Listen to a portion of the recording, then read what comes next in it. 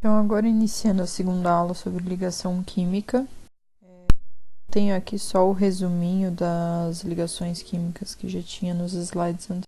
Mas o importante agora é introduzir a parte de ligações covalentes. Então, inicialmente a gente tinha visto a parte das ligações iônicas, onde havia a formação de cátions e ânions e que esses interagiam através de interações eletrostáticas, formando a ligação iônica. No caso da ligação covalente, o que a gente tem é o compartilhamento de elétrons entre dois átomos. Então, aqueles elétrons que formam ligação química, eles vão pertencer a ambos os átomos, ok? A gente continua seguindo a regra do octeto. Então, basicamente, os átomos eles vão compartilhar elétrons até que cada um deles complete o octeto, ou o dubleto, no caso do hidrogênio, por exemplo, que vai seguir a distribuição eletrônica do hélio, segue a regra do octeto, só que ficando com 2 elétrons na camada de valência, já que é a primeira camada e só tem o subnível S, que cabem 2 elétrons, ok? Os compostos que têm ligações covalentes, eles podem ser representados através de uma estrutura de Lewis, que vai mostrar como é que é o arranjo dos elétrons dentro dessa molécula. Então, ele vai apresentar os elétrons em pares. Eles podem ser representados através de linhas, quando a gente trata de pares ligados, ou seja, pares de ligações químicas, e pontos para pares isolados. Então, aqui embaixo a gente tem as representações. Ligação simples é o compartilhamento de 2 elétrons, portanto, um único traço.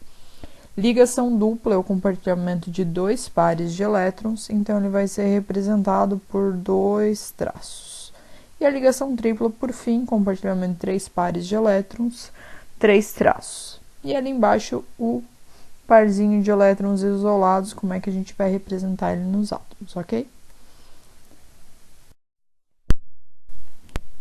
Então, agora a gente vai trabalhar um pouquinho com construção de estrutura de Lewis para compostos com ligações covalentes, ok? A gente vai trabalhar com as moléculas de dióxido de carbono, amônia, água, tetrafluoroborato e o cloreto de fósforo, ok? Então, a gente vai seguir passo a passo como é que se faz a construção dessa estrutura de Lewis. O primeiro passo é determinar o número de elétrons da estrutura. O número de elétrons da estrutura ela vai ser definida pelo total de elétrons de valência dos átomos que compõem aquela molécula e precisa ser levado em consideração a carga das espécies. Então, se o composto tem carga zero, a gente só considera os elétrons da camada de valência de cada átomo. Se tiver carga positiva, significa que ele vai perder elétrons desses ali considerados, e se tiver carga negativa, a gente tem que acrescentar elétrons a esse total de elétrons de valência, ok? Então, aqui tem a distribuição. Para saber os elétrons de valência, precisa saber a distribuição eletrônica dos elementos, e aí a gente pode consultar a tabela periódica para isso. Começando pelo primeiro composto, dióxido de carbono. Carbono, ele é do grupo 14, todos os elementos desse grupo possuem 4 elétrons na camada de valência, então a gente considera isso. E o oxigênio, que é do grupo 16, 6 elétrons na camada de valência. Então, se vocês observarem, a gente só faz a soma. Tem um único átomo de carbono, a gente considera 4 elétrons dele, e tem 2 átomos de oxigênio, então a gente considera 2 vezes 6 elétrons, 6 elétrons em cada um dos oxigênios. Isso totaliza um total. Dá um total de 16 elétrons que tem que ser representados na estrutura de Lewis. Para a amônia, a gente tem o nitrogênio, que é do grupo 15 da tabela periódica, 5 elétrons na camada de valência, e os hidrogênios, que estão no grupo 1 da tabela periódica, 1 elétron na camada de valência. Então, se a gente considera que é um único nitrogênio, 5 elétrons, mais 3 hidrogênios, cada um com 1 elétron, isso dá um total de 8 elétrons na camada ali que a gente tem que representar na estrutura de Lewis. Para a água, novamente, oxigênio 6 elétrons e hidrogênio com 1 elétron cada um, totalizando também 8 elétrons na camada de valência. Aí a gente tem o primeiro exemplo de composto com carga. Então, ele tem, no caso, uma carga negativa, quando não aparece o número quer dizer que é menos 1. Então, essa espécie precisa ganhar elétrons. Como a carga é menos 1, eu tenho que acrescentar um elétron nessa estrutura de Lewis. Ele vai ter os 3 elétrons do boro, que está no grupo 13, e mais 7 elétrons de cada um dos flúors, que está no grupo 17 da tabela periódica, ok? Se a gente fizer a soma, o total de elétrons dessa estrutura, considerando o elétron a mais por causa da carga negativa, que significa que essa espécie como um todo recebeu um elétron, fecha em 32 elétrons na estrutura de Lewis. Já por último, o cloreto tricloro ali de fósforo, a gente tem os 5 elétrons do fósforo, que estão no mesmo grupo do nitrogênio, grupo 15, e o cloro, que está no mesmo grupo do flúor, então grupo 17, 7 elétrons na camada de valência. Se a gente somar os elétrons da camada de valência, a gente vai ter uma estrutura fechando em total de 26 elétrons. 21 elétrons referente aos cloros, mais 5 elétrons referente ao fósforo.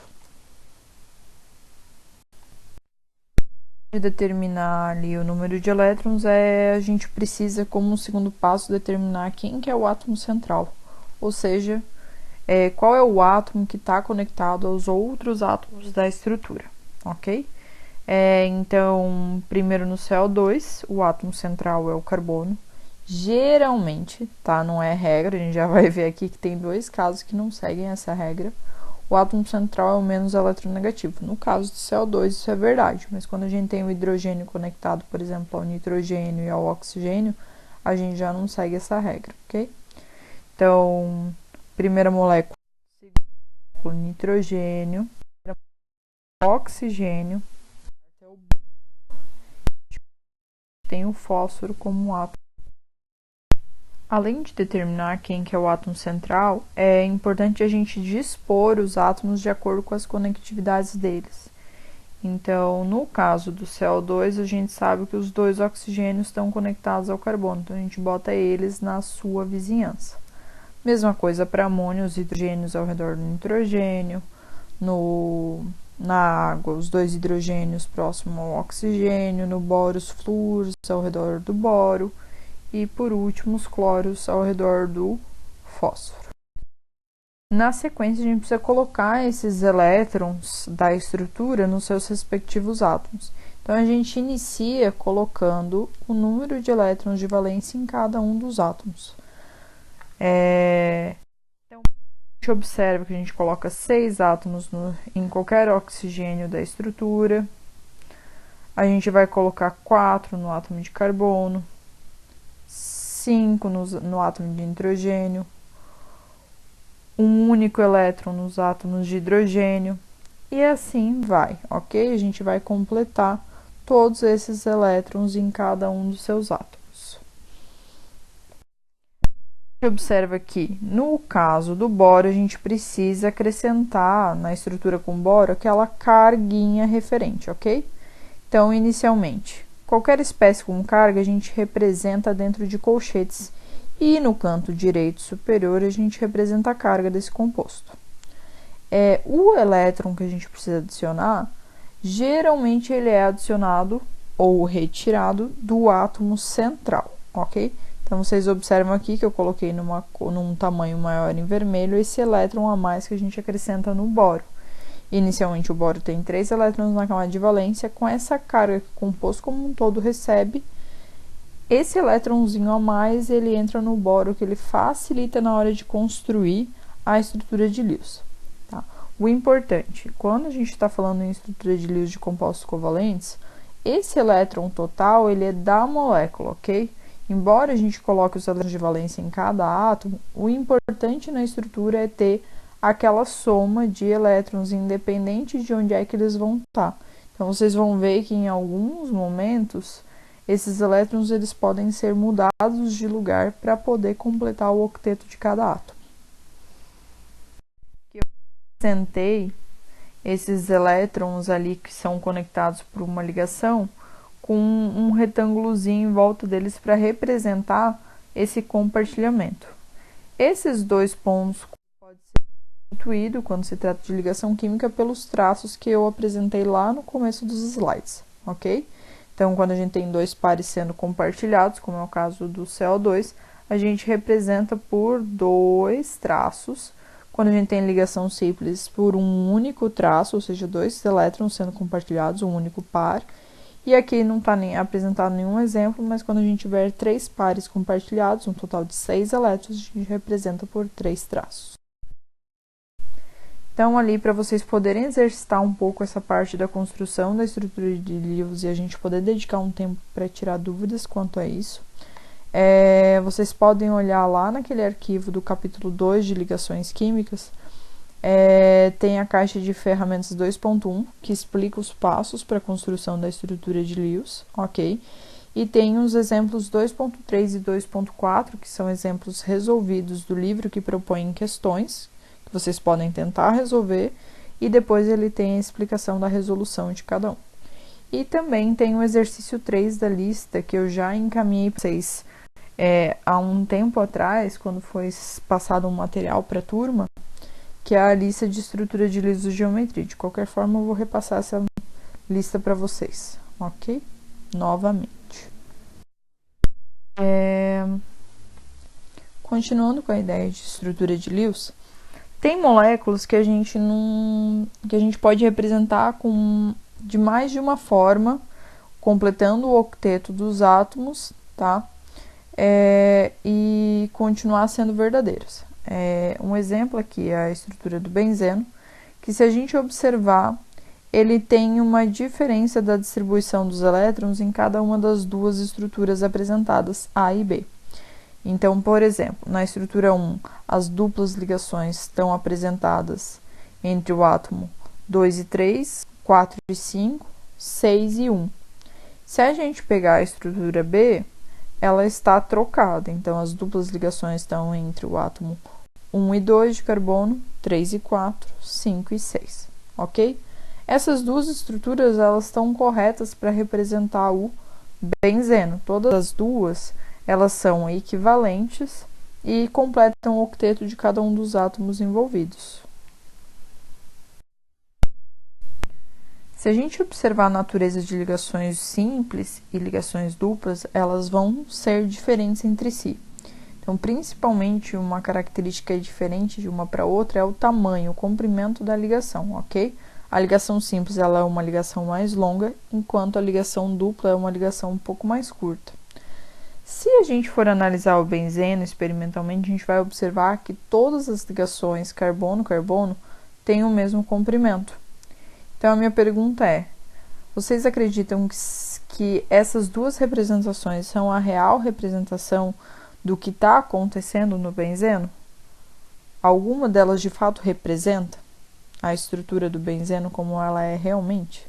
Se fosse pensar, a gente teria que ter ligações de comprimentos diferentes, as duplas com um comprimento e as simples com outro comprimento. Então, no fim, o que se observa é que no benzeno, as ligações elas não vão ter um caráter nem de ligação simples, nem de ligação dupla. Elas vão ter um caráter intermediário, que a gente diz que tem uma ordem de ligação que não é 1 e não é 2. É no meio disso, no caso, próximo a 1,5, ok? Então, na verdade, a estrutura de fato de um composto, ela vai ser como se fosse uma mistura dessas estruturas possíveis, que a gente chama de estruturas de ressonância.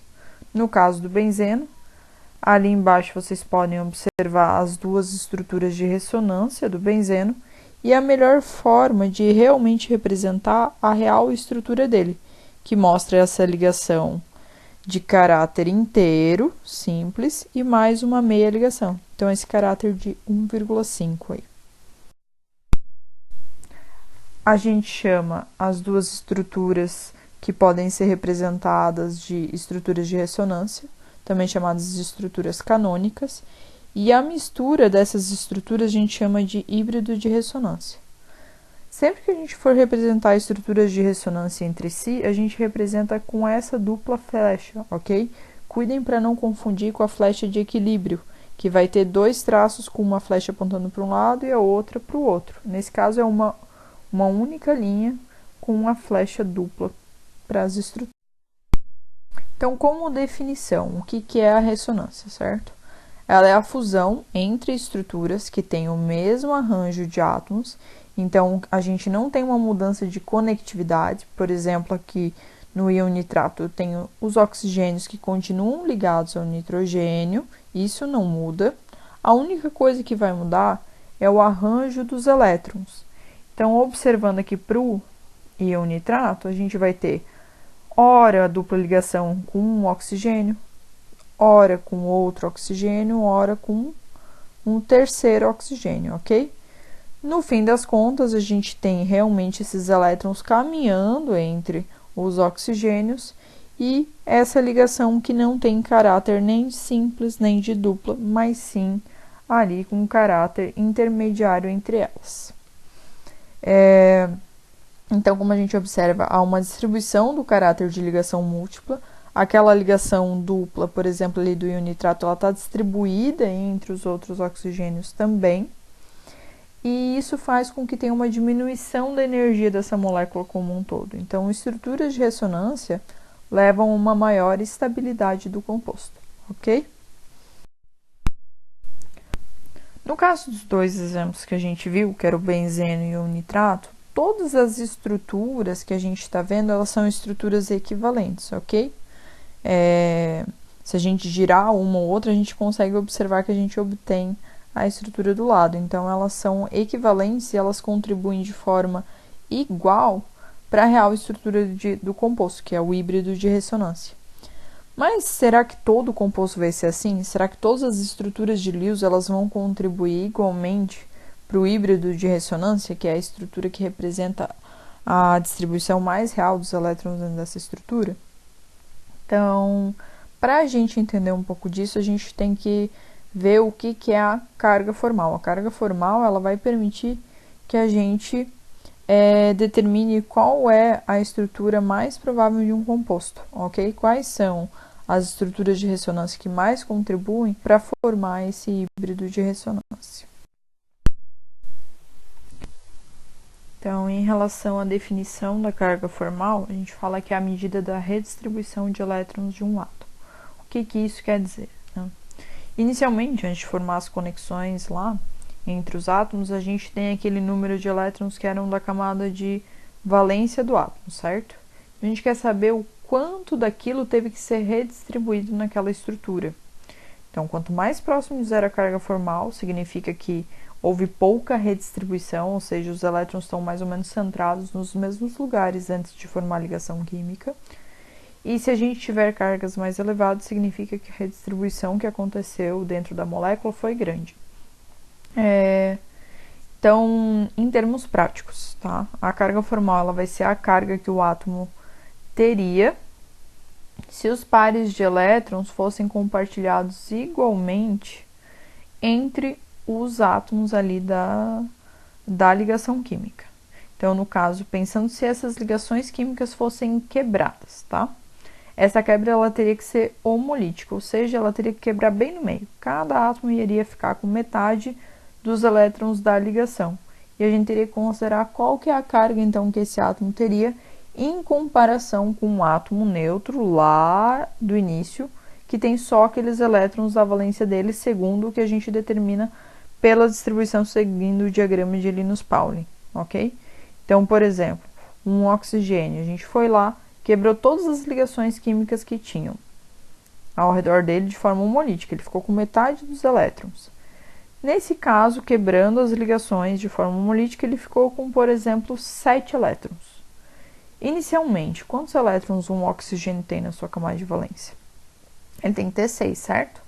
Se ele tem 7, significa que ele está com um elétron a mais. Se ele está com um elétron a mais, ele tem uma carga negativa a mais. Então, ele fica com carga menos 1. A carga formal seria igual a menos 1. Ok? Existe uma forma para calcular a carga formal, para quem preferir. Então, a carga formal ela vai ser calculada com base em V. V é o número de elétrons de valência do átomo livre. Isso é fixo para cada elemento químico, de acordo lá com a distribuição seguindo o número de elétrons da tabela periódica. Então, para o oxigênio, V vai ser sempre 6, para o cloro vai ser sempre 7, para o carbono vai ser sempre 4, para o nitrogênio vai ser sempre 5. Então, isso não muda de um elemento químico de um átomo para o outro do mesmo elemento químico, ok? É fixo para cada elemento químico. O que vai variar é o valor de L e o valor de B nessa equação, ok? L, ele é o número de elétrons presente com pares isolados no átomo. Então, aqueles parzinhos de elétrons que não estão ligados, ok? Que pertencem apenas ao átomo. E B, em compensação, é o número de elétrons compartilhados. Então, quantos elétrons estão presentes na ligação química? Lembrando que a carga formal ela vai ser calculada para cada átomo da estrutura. Então, se eu tenho um composto como CO2 que tem 3 átomos, eu tenho que calcular a carga formal para cada um desses 3 átomos. Eu vou ter uma para um oxigênio, outra carga formal para o carbono e outra carga formal para o outro oxigênio. Então, como exemplo, eu estou trazendo a molécula de SO2, ok? Ali do lado tem a estrutura de Lewis. O número 1 e 2 que estão aparecendo, eles são para identificar os dois oxigênios que são diferentes entre si, ok? Então, eu tenho que calcular a carga formal para o oxigênio 1 e a carga formal para o oxigênio 2. O V, que são os elétrons da camada de valência de cada átomo, eu vou representar na cor verde, ressaltando que todos os elementos são do grupo 16 da tabela periódica, eles terminam a distribuição eletrônica deles em ns2, np4, e isso resulta em 6 elétrons na camada de valência, seja os oxigênios, seja o enxofre, ok? Então, o V para todos os elementos vai ser igual a 6, que está representado na cor verde em cada uma das equações. Ok.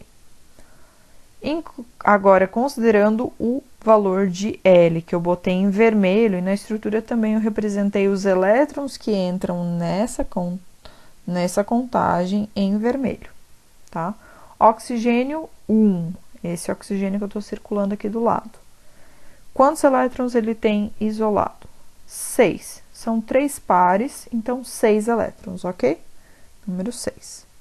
Mais 1/2 do número de elétrons na ligação química. Então, aqui eu tenho uma ligação química entre oxigênio e enxofre, 2 elétrons, 2 pontinhos. É isso que entra ali, ok? Fazendo o cálculo, vai ser 6, o número de elétrons de valência, menos 6 elétrons isolados, mais 1, que é o produto ali de 1/2 vezes 2.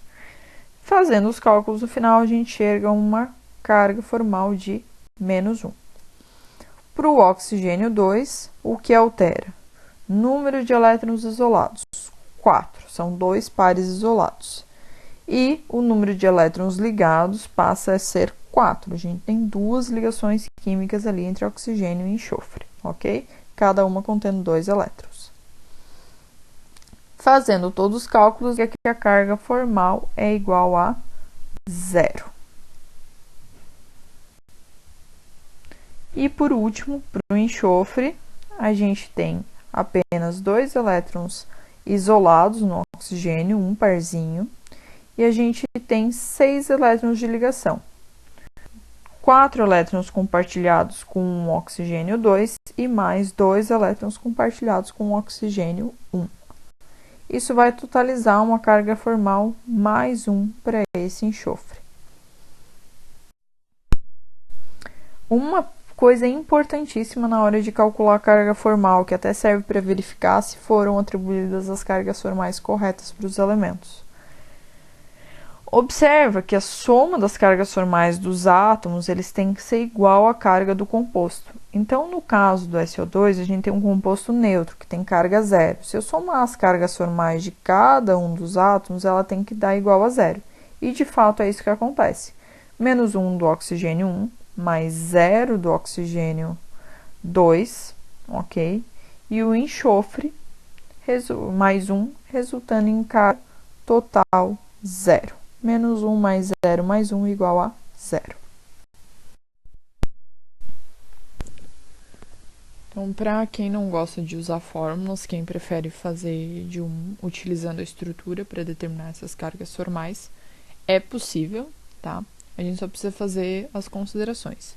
Então, O primeiro ponto aqui para calcular a carga formal, como eu falei, como se houvesse uma quebra homolítica da ligação química. Então, como se ela quebrasse no meio e cada átomo ficasse com metade dos elétrons. Isso é nessa figura. Então, essa linhazinha aqui representa a quebra da ligação. Vocês observam que o oxigênio fica com um elétron e o enxofre fica com outro, ok? Então, esse é o primeiro ponto. Ou seja, a ligação é quebrada no meio e cada átomo fica com um elétron da ligação. Se tiver duas ligações, como é o caso entre esse enxofre e esse oxigênio, cada um vai ficar com 2 elétrons. Outro ponto, outra consideração que a gente precisa ver, é quantos elétrons vão ficar com cada elemento nessa situação, ok? Então, primeiro, o oxigênio 1. Tá vendo que ele fica com 6 isolados e mais um elétron ali, que era da ligação química. Total de 7 elétrons.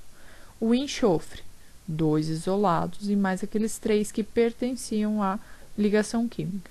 Total de 5 elétrons.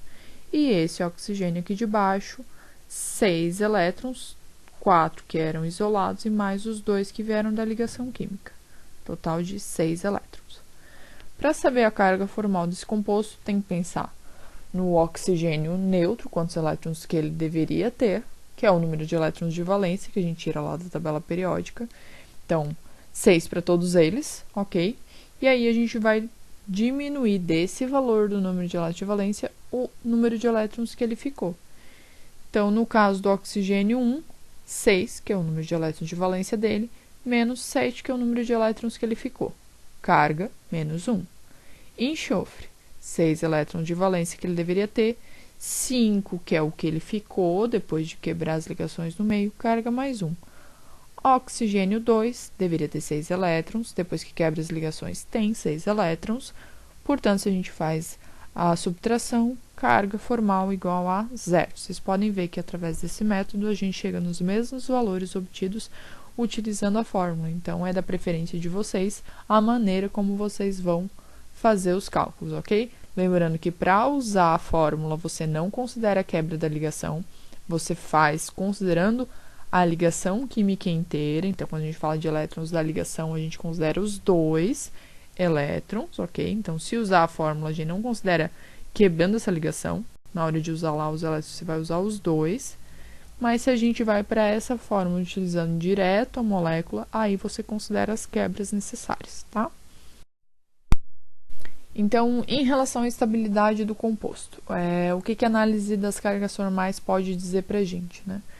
Então, quanto melhor distribuídas as cargas no composto covalente estiver, maior é a estabilidade desse composto. Então, quanto mais próximo de zero forem todas as cargas formais do composto, mais estável essa estrutura é. E se a gente for pensar em estruturas de ressonância, mais ela vai contribuir para o híbrido de ressonância, tá? E no caso, para uma estrutura ali que que a gente tenha duas estruturas de ressonância que apresentem o mesmo número de cargas formais igual a 0, o que a gente vai ter que analisar para ver qual é a mais estável é como é que está distribuída essas cargas formais. Quem tem carga positiva e quem é que tem carga negativa. Numa estrutura que eu tenho oxigênio e hidrogênio, numa delas eu tenho o oxigênio com carga mais 1 e o hidrogênio com carga menos 1, e na outra está o contrário, né? Menos 1 para o oxigênio, mais 1 para o hidrogênio. Qual delas vai ser mais estável? Quem é o elemento mais eletronegativo? O mais eletronegativo é o oxigênio. Então, a estrutura mais estável vai ser aquela em que a carga negativa esteja centrada neste oxigênio, que é o elemento mais eletronegativo, ok? Então, nesse caso, vai ser preferível que as cargas formais negativas estejam sobre os elementos mais eletronegativos e as cargas positivas sobre os elementos menos eletronegativos. Então, para vocês olharem e analisarem, tem um exemplo 2.6 do capítulo 2 de ligações químicas, ok? Para vocês darem uma olhada e verem como é que se determina a estrutura mais estável. Naquele caso, é um arranjo dos átomos, ok? Não são estruturas de ressonância, são arranjos diferentes possíveis entre 3 átomos, e a carga formal também ajuda a determinar qual delas é a mais provável. Além disso, Vocês podem fazer a questão 5 da lista de exercícios de estrutura de liso e geometria, tá? Então, ali, para fechar essa questão da carga formal, ela dá uma indicação da extensão da perda ou ganho de elétrons por um átomo no processo no qual se forma a ligação covalente. Então, as estruturas com as menores cargas formais são as que têm provavelmente as menores energias. A carga formal, ela considera a ligação química como um extremo de caráter covalente, onde os elétrons estão divididos igualmente entre os átomos que os compartilham, tá? Agora a gente vai ver o que é o número de oxidação, que a gente vai para o outro extremo, onde a ligação química ela é considerada no caráter 100% iônico. Então, no caso, se a gente quebrasse as ligações, um átomo iria ficar com todos os elétrons dessa ligação e o outro ia ficar sem nenhum elétron da ligação química, ok? O NOx também tem que ser calculado para cada átomo da estrutura, assim como a carga formal. E, no caso, a gente bota aqui o que significa, o que ele vai representar. Então, a quebra da ligação de forma heterolítica, então ela não quebra no meio, e sim, o átomo mais eletronegativo fica com todos os elétrons da ligação. Então, observando de novo para o exemplo do SO. Quem que é o elemento mais eletronegativo da estrutura? Oxigênio, ok? Então, é ele que vai ficar com todos os elétrons da ligação. Aqui, eu tenho como é que ficaria essa quebra. A ligação química quebraria aqui, com o oxigênio ficando com todos os elétrons, e a mesma coisa em relação ao oxigênio 2, que ficaria com todos os elétrons das ligações químicas com enxofre. Agora sim, a gente pode usar a mesma forma que a gente resolveu lá para a carga formal para determinar as cargas de cada um dos átomos. Então, fazendo a contagem do número de elétrons de cada um dos átomos, esse oxigênio aqui tem 6 elétrons isolados e mais os 2 da ligação, que depois de quebrar ficaram com eles, total de 8 elétrons. O enxofre, depois de quebrar as ligações químicas, ele perde todos os elétrons das ligações e fica só com os 2 isolados, total de 2 elétrons. E esse oxigênio aqui de baixo também fica com 8 elétrons, 4 dos isolados e mais 4 das ligações, ok? Para determinar o NOx, partimos do mesmo princípio de que a gente vai considerar ele em relação ao átomo neutro, com a distribuição eletrônica segundo o diagrama de Linus-Pauling lá da tabela periódica. Então, grupo 16, todos eles com 6 elétrons na camada de valência. Depois da quebra da ligação, o oxigênio 1 fica com 8 elétrons. Então, 2 elétrons a mais do que ele neutro antes de formar ligações químicas. Carga, menos 2.